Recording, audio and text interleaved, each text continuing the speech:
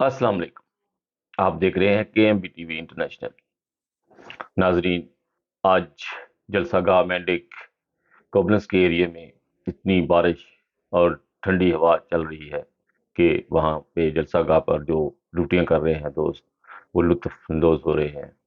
मैं इसके साथ आपके वीडियो भी शेयर करूँगा।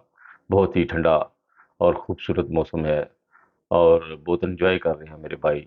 दाल रोटी और साथ नज़में पढ़ रहे हैं दोस्त।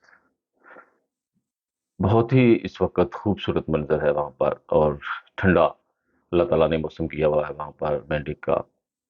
इसके साथ मैं आपको लंबी वीडियो नहीं बनाता, इसके साथ ही मैं उस वीडियो को शेयर करता हूँ। ओके जी, खुदा हाफ़िज़। इंसानियत ज़िंदाबाद।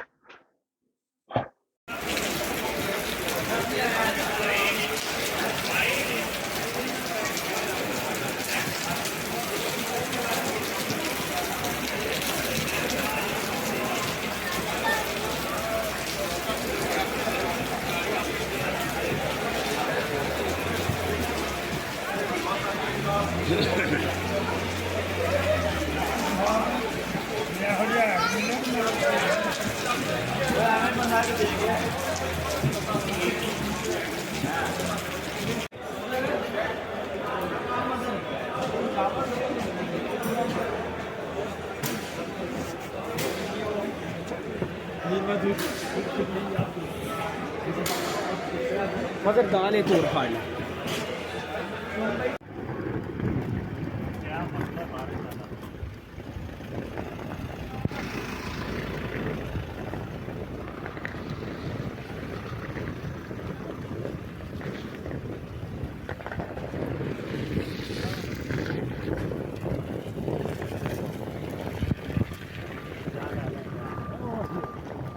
जी